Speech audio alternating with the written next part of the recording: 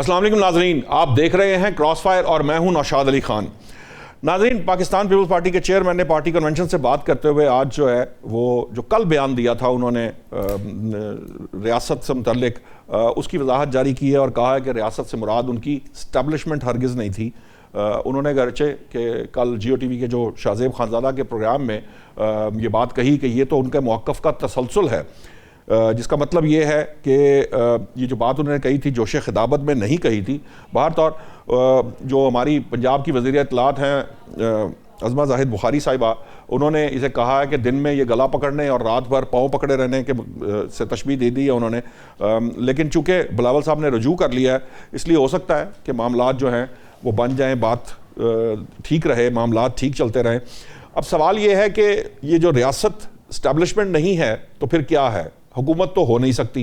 अगरचे के उनकी तनकीद या तो अपनी हुकूमत पर बनती थी जो कि आज़ाद कश्मीर में है, या फिर वफाकी हुकूमत पर बनती थी। बाहर तौर ये एक अलग से अब मसला है, इस पर बात भी करेंगे। वज़ीर पंजाब जो हैं वो भी इस जो बिलावल भुट्टो साहब की गुफ्तगू के बाद उन्होंने इज़हार अफसोस भी किया और साथ उन्होंने ये भी कह दिया कि ये जो चूँकि पीपल्स पार्टी के पास कोई बयानिया नहीं था, इसलिए जो है उसने धांधली के इल्ज़ाम लगाने शुरू कर दिए हैं। और सिंध के वजीर जो थे, जब मरियम साहबा ने क़यामत, क्योंकि पीपल्स पार्टी ने धांधली का इल्ज़ाम लगाया तो मरियम साहबा फरमाती हैं कि ये तो क़यामत कब आएगी, तो फिर सिंध के वजीर जो शजील मेमन साहब हैं उन्होंने बताया कि फॉर्म 47 का हवाला देते हुए उन्होंने कहा कि 2024 क़यामत का दिन था। ये वो वक्त था जब जो मैंडेट है वो खैरात में बंट रहा था। अब मसला ये है कि दो इत्तेहादी जमातें अगर एक दूसरे के कपड़े फाड़ेंगी तो फिर तन तो दोनों के जो हैं वो नंगे होंगे। अभी आज़ाद कश्मीर के इंतखाबात का पहला मरहला जो मीरपुर डिवीज़न का मुकम्मल हुआ है, मुजफ्फराबाद और जो पूंछ सेक्टर है वो अभी बाकी है, और 2 मराहल मुकम्मल होने तक मामला कहाँ तक पहुँचेगा। उसके बाद तो सदर मुमलिकत आसिफ अली ज़रदारी साहब चूँकि मुफाहमत के बादशाह भी हैं, वो इन दोनों को बिठा कर समझा बुझा भी लेंगे। अब सवाल ये है कि ये जो मामला है ये 2024 की इंतखाबी मुहिम की तरह है, जहाँ एक दूसरे पर इल्ज़ाम भी लगते रहे, बातचीत भी होती रही और फिर बाद में इत्तेहादी भी हुए, या इस इत्तेहाद का जो मुस्तकबिल है वो ख़तरे में पड़ सकता है। कोई इस दफ़ा कोई नया मामला होगा। ये जो इस वक्त अंदाज़े सियासत है, इस पर बात करने के लिए मुझे प्रोग्राम में ज्वाइन किया डॉक्टर सईद अलाई, सीनियर रहनुमा है मुस्लिम लीग नून के। लालचंद मल्ली साहब तहरीक इंसाफ से हमें ज्वाइन कर रहे हैं। जुल्फ़िकार बदर साहब पीपल्स पार्टी को जो है वो रिप्रेजेंट करेंगे, और नसीम सिद्दीकी साहब सीनियर तजज़ियाकार हैं। सबसे पहले जुल्फ़िकार बदर साहब, मैं आपके पास आऊँगा। एक तो आप हमें ये बताइए ज़रूर कि बिलावल भुट्टो साहब अगर रियासत की बात कर रहे थे, वो रियासत इस्टेब्लिशमेंट नहीं है तो रियासत से क्या मुराद है? और दूसरी जो एक इम्पॉर्टेंट बात है जिस पे आर्गूमेंट किया जा रहा है वो ये है कि देखिए, आज़ाद कश्मीर में पीपल्स पार्टी की हुकूमत है, वहाँ नून लीग की या पाकिस्तान तहरीक इंसाफ या किसी दूसरी सियासी जमात की वो नहीं है। फिर सरकारी वसाइल का इल्ज़ामात लगाना और फिर ये जो धांधली की बात करना, कितने सबूत आपके पास हैं? आपने कितने इलेक्शन कमीशन को सबूत मुहैया किए हैं? क्योंकि बिलावल साहब फरमाते हैं कि उनके पास वीडियोस मौजूद हैं। वो चौधरी यासीन साहब के दोनों नशिस्तों की बात करते हैं। वो कहते हैं कि पूरा का पूरा एक वो जो पोलिंग के स्टेशन, कई दर्जनों पोलिंग स्टेशन जो हैं वो उन पर कब्जा था। ये सारा कुछ यकीनन आप लोगों ने रिकॉर्ड भी किया होगा, आप लोगों ने, वो कहते हैं वीडियो सबूत हैं, तो ये आपने इलेक्शन कमीशन को दे दिए हैं आज़ाद कश्मीर के। और ये ख़ास तौर पर ये ज़रूर बताइएगा कि रियासत से मुराद बिलावल भुट्टो ज़रदारी साहब की क्या थी, कौन है रियासत? बिस्मिल्लाहिर्रहमानिर्रहीम। बहुत शुक्रिया भाई, आपने अपने प्रोग्राम में मुझे इनवाइट किया। देखिए, बिलावल भुट्टो ज़रदारी साहब ने जो रियासत को कहा है वो बेसिकली तो हर उस शख्स को है जो कि रियासत का हिस्सा है, चाहे वो पॉलिटिकल पार्टीज हैं, चाहे वो ब्यूरोक्रेसी है, चाहे वो इस्टेब्लिशमेंट है या हुकूमत में बैठे नुमाइंदे हैं, जो सारे मिल के ये रियासत को चला रहे हैं। हर एक की जिम्मेदारी है। तो उन्होंने उस रियासत को एड्रेस किया है जिसके अंदर तमाम लोग स्टेक होल्डर्स बैठते हैं, किसी एक स्टेक होल्डर की बात नहीं की। और जहां तक उन्होंने धांधली की बात की है, तो आज राजा परवेज अशरफ साहब ने भी वो सबूत दिखाए हैं और वो चीफ इलेक्शन कमिश्नर आजाद कश्मीर को वो सबूत मुहैया भी कर दिए गए हैं। तो असल बात यही है कि आज अभी जो आप बात कर रहे थे अपने इंट्रोडक्शन में मरियम नवाज साहिबा के हवाले से, हम तो बड़ी इज्जत करते हैं मियां नवाज शरीफ साहब की भी, मरियम नवाज साहिबा की भी, लेकिन मुझे एक चीज पे बड़ी आई, उन्होंने कहा कि ये बड़ी फनी बात थी। उन्होंने कहा पीपल्स पार्टी बारीक जो है वो धांधली करना जानती है, वो इस तरह करके उन्होंने बयान दिया था। तो इतनी हंसी वाली बात थी कि शायद मरियम नवाज साहिबा को 1990 का असगर खान केस का फैसला याद नहीं है, या 1997 के जो इलेक्शन है वो याद नहीं है, या फिर 2013 या 18 या 2024 के इलेक्शन का रिजल्ट याद नहीं है। तो देखिए, अगर इस तरह की बात करेंगे तो जब हम बात करेंगे तो बात दूर तलक जाएगी। तो बेहतर ये है कि चूंकि हम गवर्नमेंट को अनकंडीशनल सपोर्ट कर रहे हैं ताकि इस मुल्क में जमहूरियत जो है मजबूत हो, पार्लिमानी निजाम मुस्तहकम हो और ये जुल्फिकार साहब, निजाम चले। एक तरफ सपोर्ट भी लेकिन कर जहाँ रहे हैं, पे दूसरी मेरी तरफ बात धांधली एक का सेकंड इल्जाम भी खत्म लगा हो रहे हैं। जाए, जहाँ पे धांधली अगर करेंगे, जहाँ पे ये निजाम को कमजोर करेंगे और किसी एक पार्टी का इंटरेस्ट वॉच किया जाएगा और दूसरों को बिल्कुल साइड पे किया जाएगा, तो वहां पे फिर पॉलिटिकल पार्टीज, उनकी लीडरशिप आवाज उठाएगी। और यही काम बिलावल भुट्टो जरदारी साहब कर रहे हैं। तो ये करना भी बनता है कि आप इलेक्शन करवाएं, अवाम के, लेट द पीपल डिसाइड कि वो किसको वोट बिलावल साहब देते ने हैं, आज एक किसको बात जिताएं। जी, एक रेफरेंस दिया। उन्होंने कहा कि हो सकता है गिलगित बल्तिस्तान की दफा जो है वो, चूंकि इन्होंने बजट पास करवाना था, इसलिए शायद ये मेरी जो मैंने आवाज उठाई थी वो इन्होंने सुन ली। एक तरह से उन्होंने खुद ही रिवील कर दिया है कि गिलगित बल्तिस्तान में उनकी बात क्यों सुनी गई थी और वो प्रेशर में क्यों आ गई थी, जिसको आप रियासत कहते हैं या इन अदर वर्ड जो भी आप पीपल्स पार्टी समझती है। लेकिन इस दफा तो कोई ऐसी कमजोरी या ऐसी कोई जरूरत नून लीग की नहीं है। तो क्या इस दफा भी वो प्रेशर में आ जाएगी, आपको लगता है, बिलावल के कहने पर? और आइंदा जो 2 मराहल हैं उसके अंदर क्या सिचुएशन रहेगी? देखिए, हमारा तो काम है, चेयरमैन पाकिस्तान पीपल्स पार्टी का जो काम है वो आवाज उठाना है। ये प्रेशर में आना या ना आना ये तो दूसरी बात है। अगर कोई हमारी बात सुन ले, रिक्वेस्ट मान ले, तो उसकी मेहरबानी है। अदरवाइज हम तो आवाज उठाते रहेंगे। बिलावल साहब ने गिलगित बल्तिस्तान के इलेक्शन में जब कैंपेन कर रहे थे, उस टाइम पे भी वहां पे आवाज यही उठाई थी। अगर आवाज ना सुनी गई उनकी, या वो प्रेशर में ना आई रियासत, तो क्या वो मीर मुर्तजा भुट्टो वाला तरीकाकार अपनाएंगे? नहीं, मीर मुर्तजा भुट्टो वाला बिल्कुल नहीं अपनाएंगे। वो पाकिस्तान को मुस्तहकम रखने वाला और पाकिस्तान के अंदर निजाम को चलने वाली करेंगे। लेकिन अपनी एहतजाज की जो बात है, जो अपना एहतजाज रिकॉर्ड कराने की बात है, वो on the floor of the house भी करेंगे।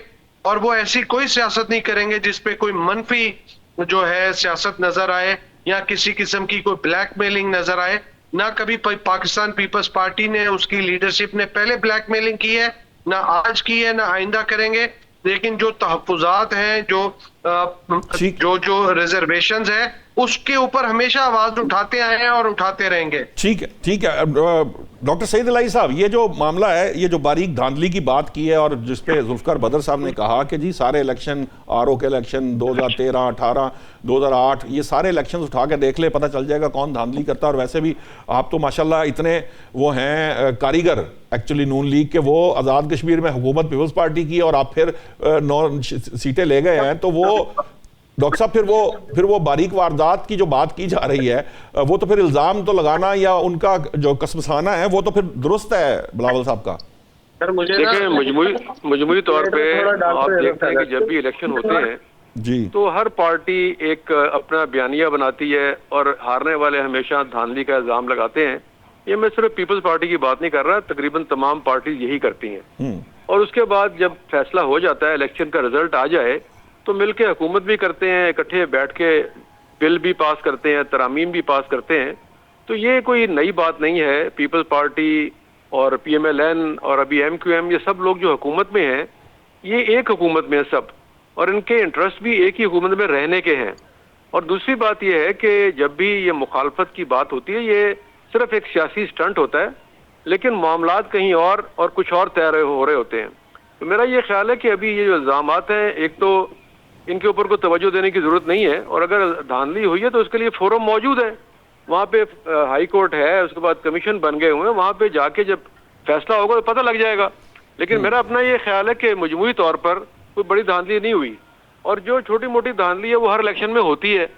और अगली बात यह है कि नवाज शरीफ साहब जो हैं, उन्होंने 2013 में और फिर 2018 में और अभी GB में, जहाँ भी जो पार्टी मेजॉरिटी पार्टी होती है, उसको हुकूमत बनाने की दावत दे देते हैं। तो इसलिए मेरा ये ख्याल है कि अभी भी अगर कश्मीर में नून की लीड है। डॉक्टर साहब, इस पर थोड़ा सा फर्क ये है ना कि यहाँ 3 मराहिल में इंतखाब हो रहे हैं। एक मरहले का जो एक इम्पैक्ट है वो बाकी 2 मराहिल पर पड़ता है। इसी वजह से उन्होंने कहा कि पीपल्स पार्टी ये भी कह रही है कि जी 3 मराहिल में किराए धांधली के लिए किए गए थे। अब अगर नून लीग नशिस्तें ले रही है और अगले 2 मराहिल में यही सियासत का ये अंदाज जो है ये चलता जाएगा, तो मामला जो पूंछ के इलेक्शन है, पूंछ सेक्टर के, वहां जाते जाते तक तो मुझे लगता है कि दस्तों गरेबा होगी पीपल पार्टी और नून लीग। और वो 90 की जो सियासत है जिसको हम पीछे छोड़कर हमने चार्टर डेमोक्रेसी किया और उसके बाद 18वीं तरमीम वाले मामलात किए, वो तो कहीं पीछे रह जाएगा। नौशाद साहब, आप फिक्र ना करें, बड़े समझदार हैं। 90 के मामलात खत्म हो गए, उसके बाद बहुत से नए मामलात आ गए। ये जो सियासी गोलाबारी होती है जुबानी, ये चलती रहेगी और इलेक्शन भी हो जाएंगे और जिसने जीतना है वो जीत जाएगा, हुकूमत भी बन जाएगी। और मालूम होगा कि बाद में जैसे जीबी में अभी गवर्नर अगर PMLN का होगा तो कश्मीर में भी वो सदर के लिए पीपल्स पार्टी को कहीं ना कहीं ओब्लाइज कर देंगे। तो ये सिलसिला जो अफाम तफहीम का चल रहा है ये चलता रहेगा। मेरा नहीं ख्याल कि कहीं झगड़ा होगा, कहीं हालात खराब होंगे। यानी आपका कहने का मतलब ये है कि 2024 की तरह जो इंतखाबी मुहिम के अंदर होता है।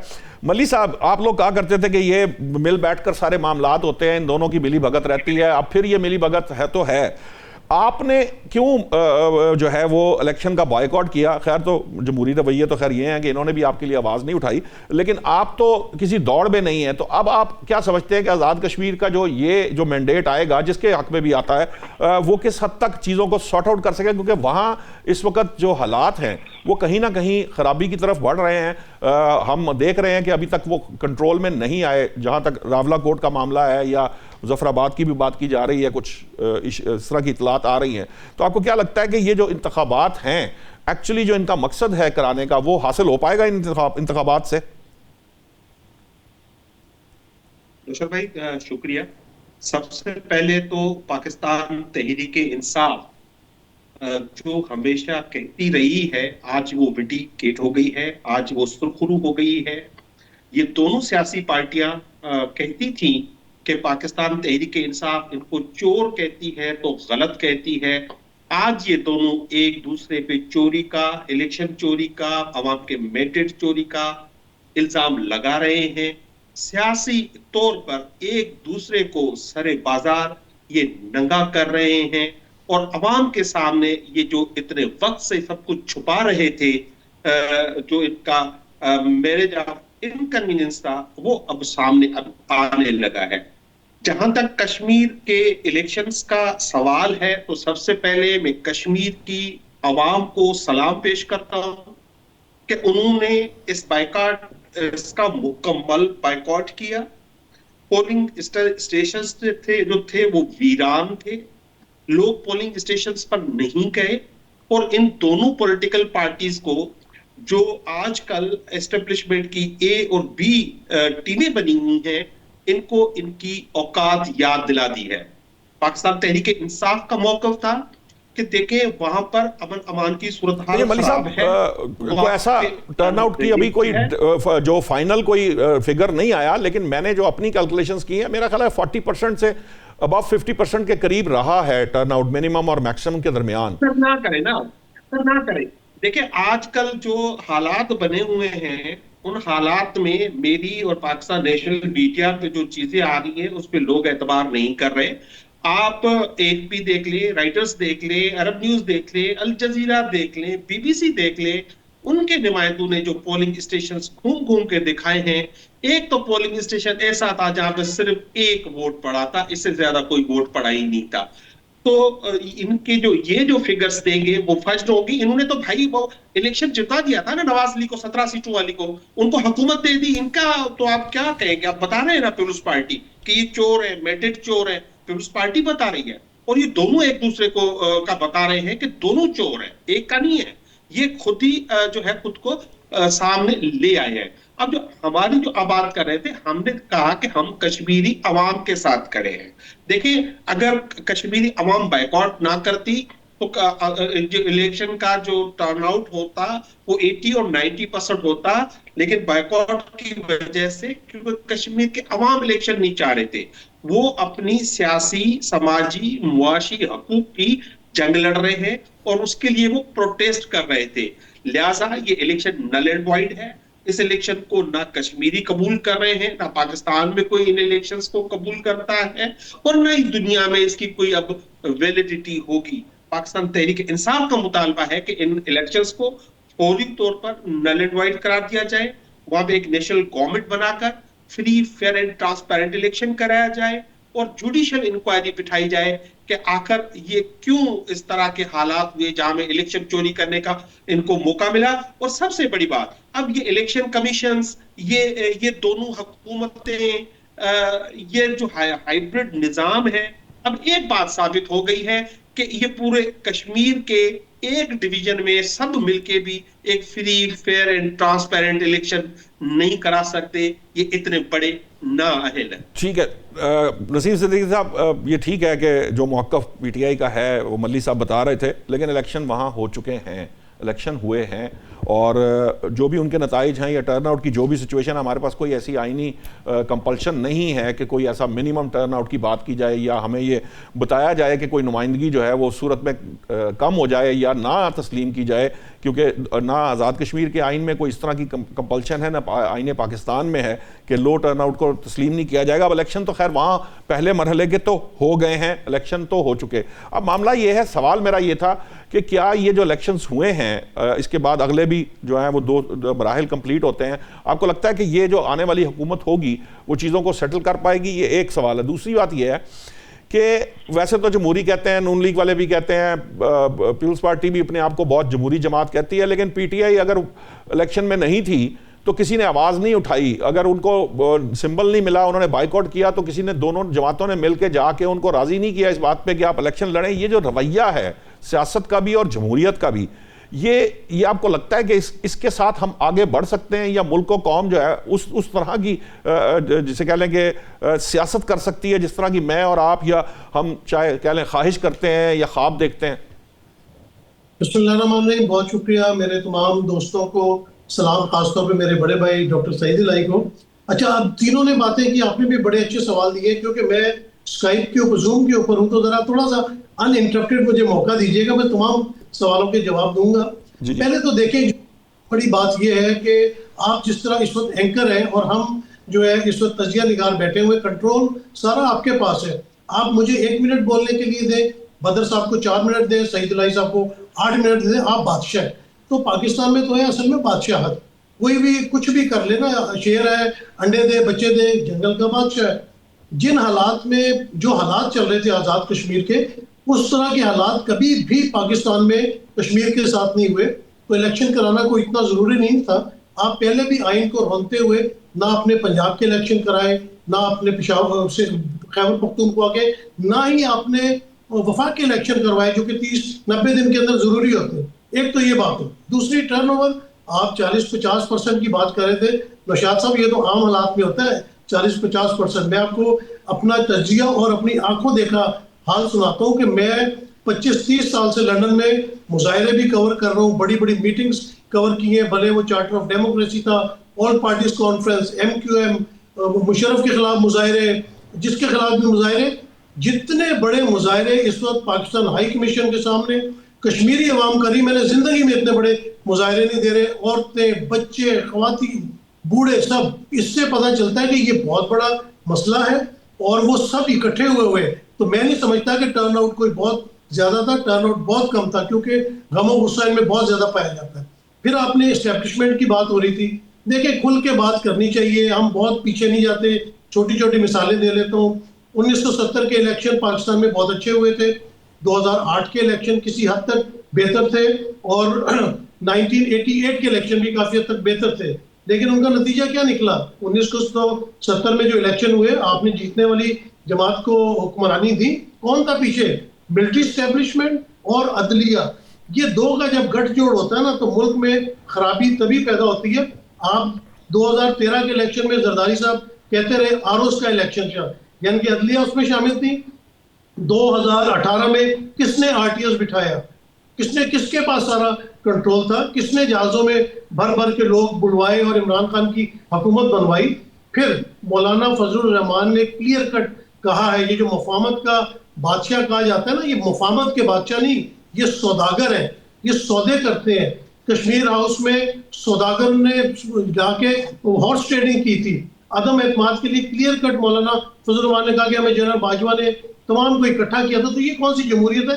जमहूरियत दफन हो चुकी है। आपने कहा जी कि एक दूसरे के कपड़े फाड़ रहे, एक दूसरे के क्या कपड़े फाड़ रहे? ये अपना इमरान खान ने, मैं कोई फेवर की बात नहीं कर रहा, उन्होंने जिस किस्म की सियासत की या जो बर्दाश्त कर रहे हैं, उन्होंने तो इन दोनों जमातों को नंगा करके रख दिया है। ये किसी को मुंह दिखाने के काबिल नहीं। ये कौन से इलेक्शन है?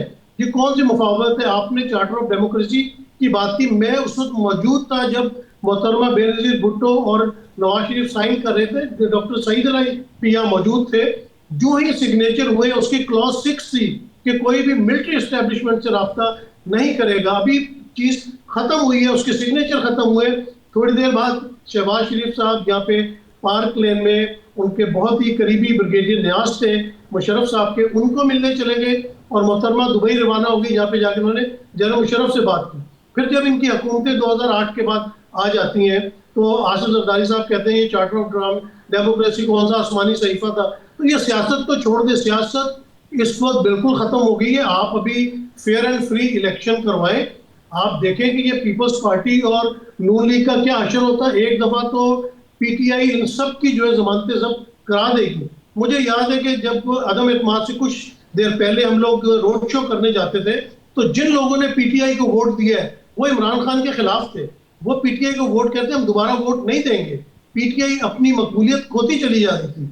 लेकिन जिस तरह इन्होंने अदम एतमाद साजिशी लेके आए, इन्होंने उसके बाद जो पीटीआई के साथ जुल्म सितम किया, मैंने तो जनरल जिया के दौर में पीपल्स पार्टी के लिए स्टूडेंट लाइफ में बहुत आवाज उठाई थी, मारे भी खाई थी कॉलेज लेवल में। उसके बाद जब मुशर्रफ दौर आया, सईद अली साहब गवाह है कि हमने कितना नून लीग के लिए यहाँ पे प्रोटेस्ट किया है। हमेशा जो है हमने जो मार्शल लॉ या इस तरह की जो अब मुझे बताएं कि इमरान खान उसकी बहनों के साथ, Yasmin Rashid, Shah Mahmood Qureshi, you name it. अब आपने काफी गुफ्तगू की, मैंने आपको टोका नहीं है, लेकिन इसमें कुछ चीजें ऐसी हैं। लास्ट फिक्रा कि उन सब के साथ जो इस वक्त जुल्म सितम हो रहा है, ये जो सो कॉल्ड जमहूरी जमातें हैं, ये कितनी आवाजें उठा रही हैं। ये सिर्फ बंदरबाट कर रहे हैं। वो कहते हैं 200-300 अरब की ये पीपल्स पार्टी ने, इसका कौन जवाब देगा? तो बात है सारी बंदरबाट की और आपसी लड़ाई की। ठीक है, आपका पॉइंट आ गया। मैं जुल्फिकार बदर साहब की कुछ चीज़ों की क्लैरिटी बहुत ज़रूरी है यहाँ पर। जो को अनड्यू किस्म की गुफ्तगू हुई है इन अ वे, इल्ज़ाम जो है मिलिट्री इस्टेब्लिशमेंट पे, कोई उसका प्रूवन कोई हमारे पास चीज़ सामने नहीं होती। मैं नहीं समझता कि इस तरह से जो गुफ्तगू है उसका कोई हासिल वसूल नहीं होता। ये सिर्फ वही बात है, सियासी बयानात की अगर मामलात हैं तो हम सियासी बयान दे रहे हैं तो उसका कोई फ़ायदा होता नहीं है। उल्टा नुकसान ये है कि जिसकी बात मैं आज कर रहा हूँ कि हम एक दूसरे को, जो सियासतदान हैं, हमें ये लगता है कि वो एक दूसरे पे इल्ज़ामात की बौछार करते हुए ये भूल जाते हैं कि चाहे वो इस मकसद के लिए हो कि वो इंतखाबी मुहिम है, चाहे आने वाले जो 2 मराहिल हैं उनको सिक्योर करने के लिए, वोटर को राग़िब करने के लिए, या किसी भी मकसद के लिए हो, लेकिन वो कुछ ऐसी चीज़ें, ऐसे बीज बोए जाते हैं जिसके ऊपर फिर कल ये गुफ्तगू होती है जिसका ना कोई सर होता है, ना पाँव होता है, ना कोई सबूत होता है, ना उसकी बुनियाद पर कोई बात कही जा सकती है। सिर्फ एक सीना गजर टाइप एक गुफ्तगू है जो हमारे यहाँ बहुत आम हो चुकी है।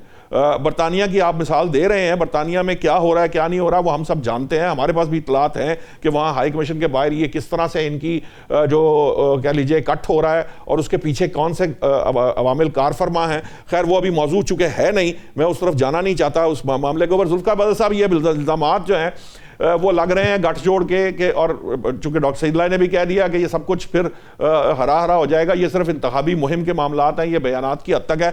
तो आपको लगता है कि ये जो जिस किस्म का माहौल अब पैदा किया गया है या जिस तरह के इल्ज़ामात लगाए गए, क्योंकि फॉर्म 47 के निकल आती है बात, फिर वो सारा जो कारकर्दगी पे बात कोई नहीं होती, फिर फॉर्म 47 चलता रहता है, आरटीएस चलता रहता है, आरओ इलेक्शन चलते रहते हैं, सबूत किसी के पास कोई नहीं होता। हालत ये है कि पीटीआई ने जितनी उज़रदारियां डाली हैं, एक उज़रदारी कबूल नहीं हुई, एक सिंगल उज़रदारी, मतलब एक सिंगल सबूत ऐसा नहीं था जिसको आज तक पीटीआई साबित कर सकती पूरे पाकिस्तान के अंदर।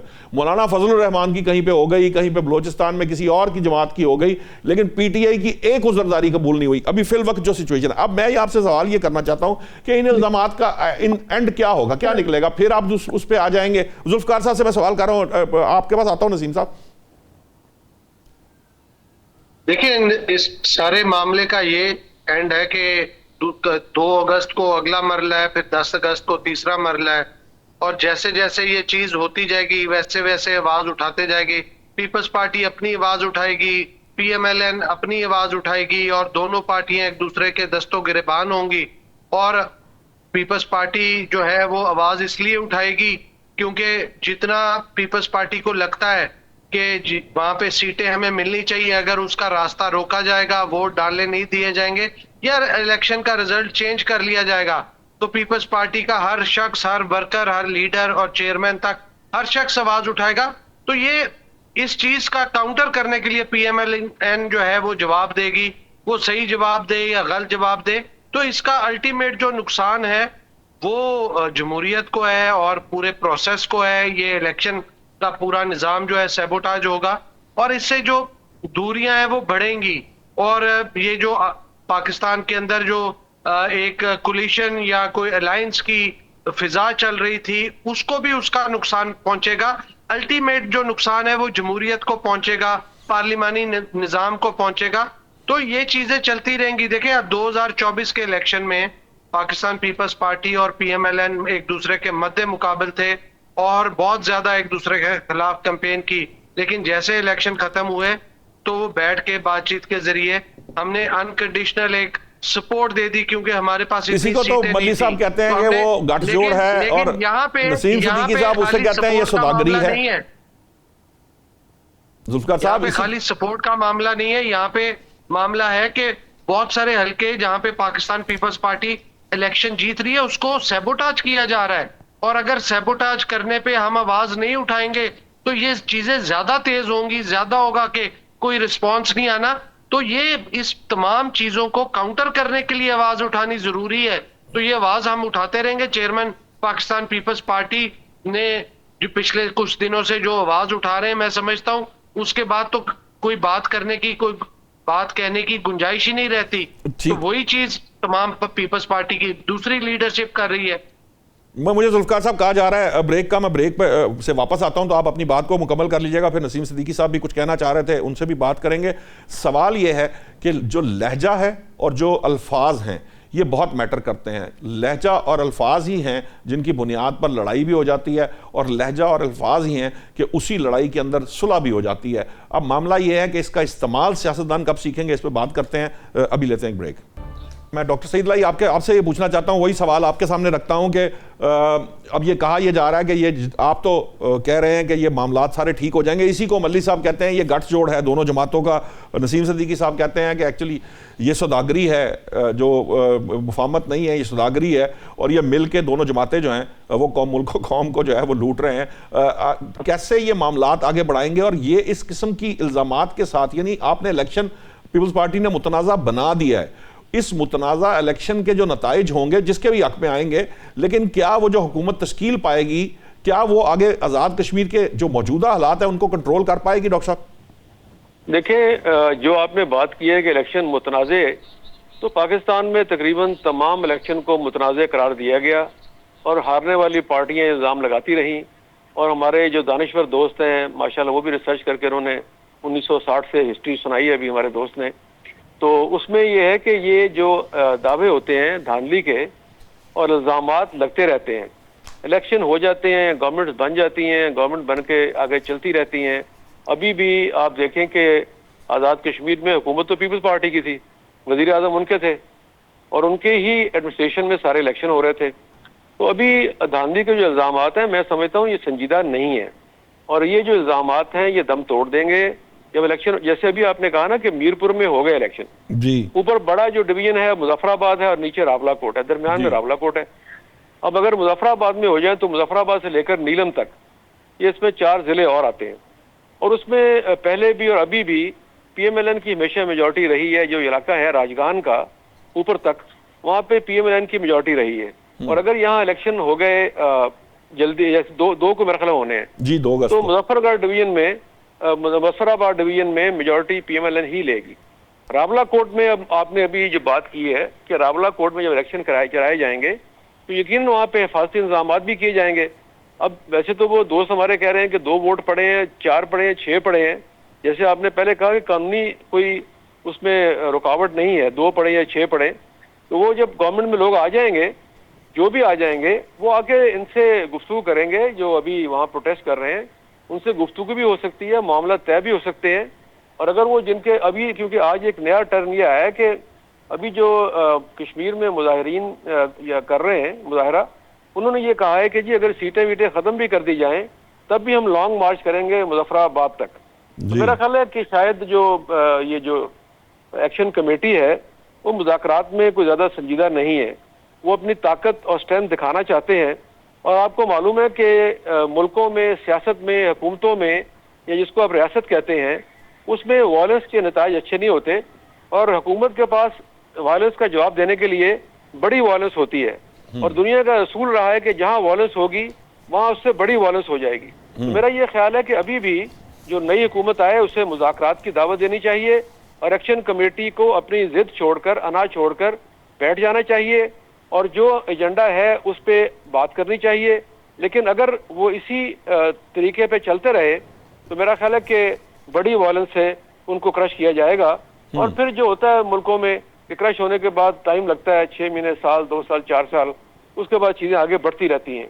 और पाकिस्तान में आप देखें कि सिर्फ कश्मीर में नहीं है, और भी कई जगह हुआ है और यहाँ पे भी इस वक्त ऑर्केस्ट्रेटेड मूवमेंट है, यानी जो असल मुजाहिरीन थे उनके अलावा ऐसे लोग भी आ गए हैं जिनका कोई नेफेरियस एजेंडा है।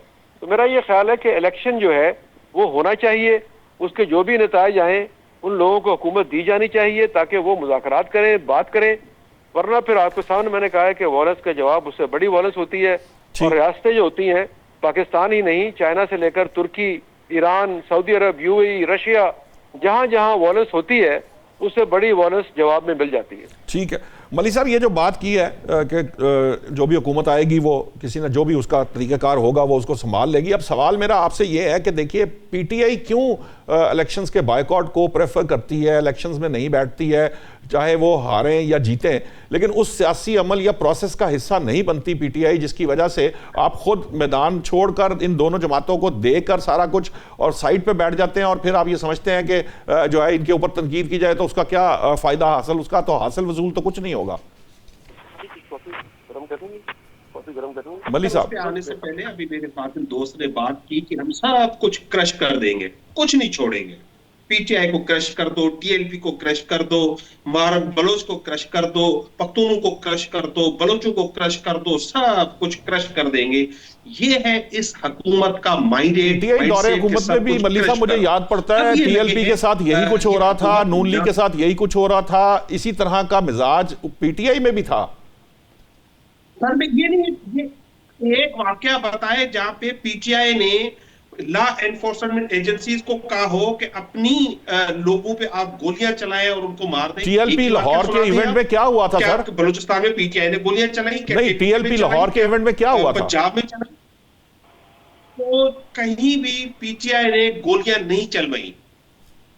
ये गोली के सवा बात नहीं कर रहे हैं, चाहे बलूचिस्तान हो, चाहे केपीके हो, चाहे आजाद कश्मीर हो। ये एक खतरनाक माइंडसेट है इस हुकूमत का जो इनको ले डूबेगा, लेकिन पाकिस्तान को भी एक नाकाबिले तलाफी नुकसान पहुंचाएगा। मैं मजम्मत करता हूं जो हलाकतें हो रही हैं, जिस तरह हमारे लॉ एनफोर्समेंट जो एहलकार है उनकी शहादतें हो रही हैं, नहीं होने चाहिए। ये हमारे बच्चे हैं, ये हमारे लोग हैं, क्यों मारे जा रहे हैं इस हुकूमत की गलत पॉलिसी की वजह से। लेकिन ये हुकूमत है, आप देखें, अंदाजा लगाएं, इनके जहन में वहां पे आज बहता हुआ खून नहीं है, वहां कश्मीरी आवाम से इनको मोहब्बत नहीं है।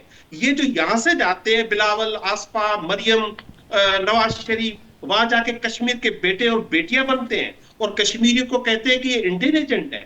इनको उनकी बिल्कुल फिक्र नहीं, इनको हर सूरत में वहां पे इख्तिदार चाहिए, इनको ताकत चाहिए, इनको करप्शन और चोरी चाहिए। इनकी नजरें अगले फेज पर तो है, लेकिन एक भी कोई ये बात कर रहे हैं कि हम वहां पे अमन लाएंगे, हमें इलेक्शन की जरूरत नहीं, हमें पार्लियामेंट की वहां पे तब तक हुकूमतें बनाने की जरूरत नहीं जब तक वहां पे अमन ना आ जाए। ये बिल्कुल अमन के दाई नहीं है। इन्होंने तो, पीपल्स पार्टी ने तो पाकिस्तान तोड़ दिया था 1971 में, यही माहौल था।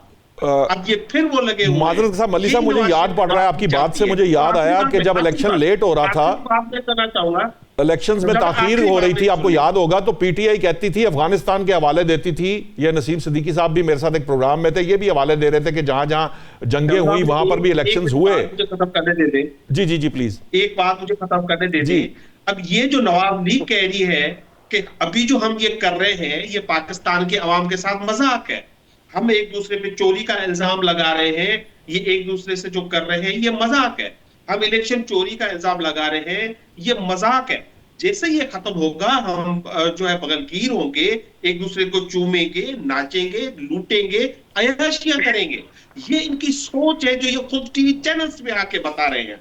ये इतने झूठे लोग हैं कि खुद आके टीवी पे कहते हैं कि ये चोरियां करते हैं और खुद ही कहते हैं कि इलेक्शन के बाद हो तो हम एक दूसरे को गले लगा लेंगे। अब पाकिस्तान की आवाम ये बर्दाश्त नहीं करेगी, अब पाकिस्तान की आवाम ये देख रही है। अब ये पहले आपने देखा श्रीलंका, फिर बांग्लादेश, फिर इंडिया, अब पाकिस्तान भी कोई दूर नहीं है, जाके पाकिस्तान की जो 60% नौजवान है वो इन चोरों को अब ज्यादा बर्दाश्त नहीं करेंगे। लोग निकलेंगे, अमन के लिए निकलेंगे, जमहूरियत की बहाली के लिए निकलेंगे, अदालतों की बहाली के लिए निकलेंगे, इस मुल्क में जमहूरियत के लिए निकलेंगे। अब ये इनकी रविश जो है ये वही रविश है कि देखिए कि वो लोगों को रोटी नहीं मिलती तो केक लेके खा ले। ये लोग भूख मर रहे हैं और ये इक़्तिदार के भूखे हैं, इक़्तिदार के सिवा इनको कुछ नजर नहीं आ रहा। ठीक है नसीम सिद्दीकी साहब, ये जो बात है मेरी उन्होंने सवाल उसको लिया नहीं बीच में, चूँकि आपका भी मैंने हवाला दे दिया था। आपको याद होगा एक प्रोग्राम में हम बैठे थे, इलेक्शंस जो हैं वो ताख़ीर का शिकार थे और मिसाल यही दी जा रही थी कि अफ़गानिस्तान में भी इलेक्शन होने चाहिए, फ़लाँ जगह पे भी होने चाहिए, जंगों के साथ भी होने चाहिए, क्योंकि उस वक्त हमारा मतमा नज़र ये था कि इलेक्शन जल्द अज जल्द हो जाएँ। अब हो गए हैं आज़ाद कश्मीर में, तो आप भी और मल्लिक साहब भी ये फरमा रहे हैं कि इलेक्शन ना भी होते तो कोई फ़र्क नहीं पड़ता था, पहले अमन कायम करना चाहिए।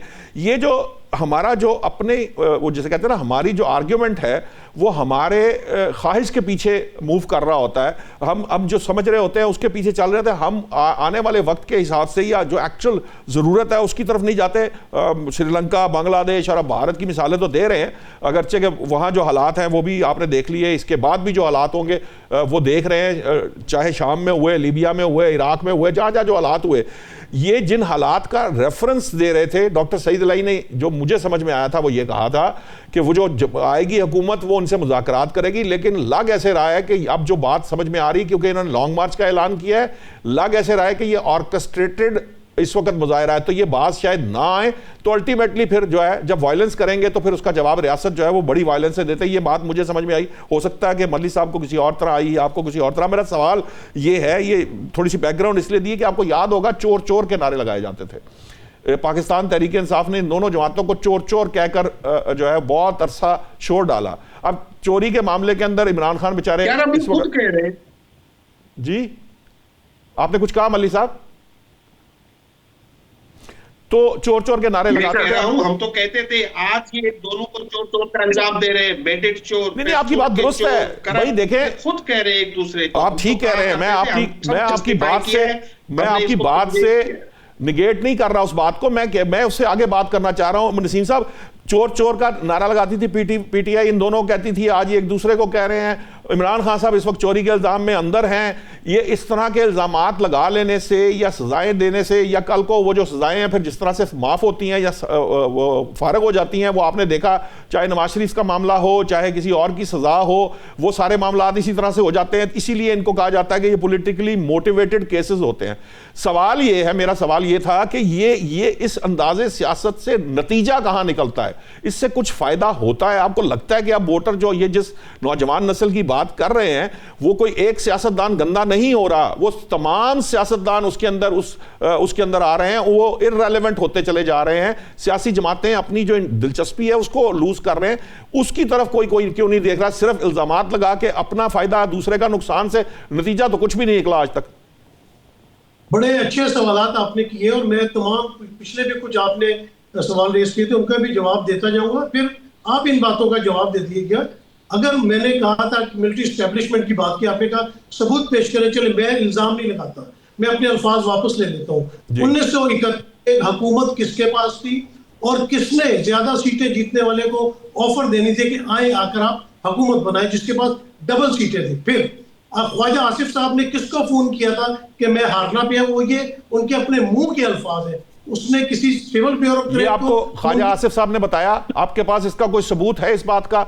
ये तो इमरान खान साहब ने अपने इंटरव्यू में कहा कि मुझे तो उनको बुलाने के लिए, असेंबली चलाने के लिए भी एक कर्नल साहब की जरूरत होती है, बिल पास कराने के लिए भी। तो देखें, खुद बताया है, उसके बाद आपने एस्टेब्लिशमेट के मुंह से भी ये सुना, ये तो बात ज़ुबान ज़दे आम थी। अच्छा, मसला ज़ुबान ज़दे आम के ऊपर यकीन करने से तो बन रहा है नसीम साहब। नहीं तो चले फिर ऐसे देख लेना कि अदालतों ने जो फैसले किए, जिस तरह के आपने भी बात की, क्या क्या इल्जामात जरदारी साहब के ऊपर नहीं लगे, उसके बाद वो बाइज्जत जब हुकूमत आती है बाइज्जत बरी हो जाती है, वही नवाज साहब के पास ऊपर लगे, आज इमरान खान के ऊपर लगे हुए। तो इन तमाम मामलात के पीछे कौन है? क्यों जुडिशरी ऐसे फैसले देती है? क्यों नवाज शरीफ को हाईजैकिंग केस में जो है लेकिन नसीम साहब, ये सियासतदान फिर खुद जो है मिल बैठते क्यों नहीं है? ये सिस्टम को क्यों नहीं ठीक करते हैं? अवाम इनसे इररेलेवेंट होंगे क्योंकि ये फ्रंट पे आते हैं। सवाल किए नहीं, ऐसे ना करें, ऐसे ना करें। आपने बहुत सवाल कर दिए, अब सिर्फ खामोशी से जवाब सुने। सियासतदान पे तो सारे इल्जाम लगा दिए जाते हैं, जो ये पीछे बैठ के सारे ताने बाने हिलाते हैं उनके बारे में कौन कितनी बात कर लेता है। आपको भी पता है कि जब 2024 के इलेक्शन हुए हैं, मैं लाहौर में मौजूद था, नवाज शरीफ, शहबाज शरीफ, मरियम नवाज मॉडल टाउन वाले घर से छोड़ के, मुंह लटका के जाती उम्रा चले गए थे। उसके बाद क्या ऐसा जादू हुआ जो सुबह सारे जो है वो फॉर्म 45 वाले फॉर्म 47 पे आ गए। आपने कहा जी कोई रिट नहीं करता, पीटीआई ने कुछ नहीं किया। जो 3 हलके खोले गए थे इस्लामाबाद हाई कोर्ट में, उसकी कितनी सुनवाई की गई? उसकी सजा में पूरा इस्लामाबाद हाई कोर्ट तलपट कर दिया गया, वहां के जजों को उठा के अपने पूरे पाकिस्तान के अंदर फेंक दिया गया। तो ये कौन करता है? ये कौन से खुफिया हाथ है? देखिए, मैं और आप तो बच्चे नहीं, निशात साहब आपको सब पता है, लेकिन मजबूरियां होती है, डेकोरम होता है, अपने मीडिया की मजबूरियां हैं, चैनल की मजबूरियां हैं। लेकिन ये सारा इल्जाम हम सियासतदानों पे लगा दें, सियासतदान तो भुगत रहे हैं। सियासतदानों ने क्या कुछ नहीं किया। नवाज शरीफ एक जमाने में आपने उसको जिला वतन कर दिया, वो मुल्क में बैठे हुए हैं,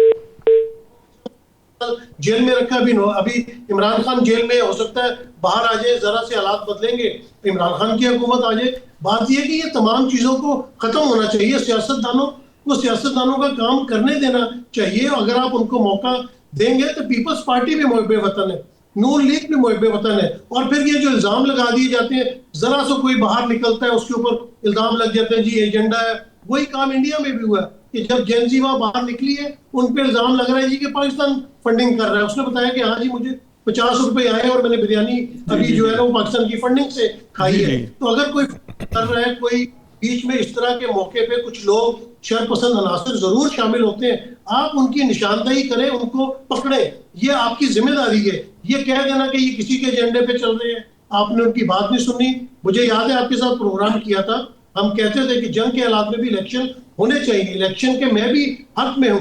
लेकिन अगर उस जिधर इलेक्शन होने वहां पर ही अनरेस्ट है, और इतना बड़ा अनरेस्ट है कि पूरी दुनिया से कवरेज हो रही है, तो वहां तो फिर भी आप थोड़ा सा डिले कर सकते हैं। मैं ये नहीं कह रहा कि इलेक्शन आप खत्म ही कर देते, थोड़ा मुलतवी कर लेते कि तमाम बातें मनवा लेते। आपने कहा कि वो इलेक्शन कमेटी है वो जिद अना छोड़ दे, तो रियासत अपनी जिद और अना क्यों नहीं छोड़ देती? और अगर वो इतने ही बुरे हैं या किसी के एजेंडे पे काम कर रहे हैं, तो 36 पॉइंट्स के ऊपर आपने फिर उनके साथ क्यों मुत्तफिक हुए? आप किस तरह मुत्तफिक हो रहे हैं उस दूसरे एजेंडे पे जो काम कर रहे हैं? देखिए, अब कोई बच्चा नहीं रह गया, यहाँ पे बच्चों को भी बहुत ज्यादा समझ हो गई। पहले हम जो अखबार में लिख देते थे, टीवी पे चला दिया, तो सोशल मीडिया हाथ में, आप कोई भी चीज छुपाना शुरू करें तो वो छुप नहीं सकती, हर चीज खुलेआम नजर आती है।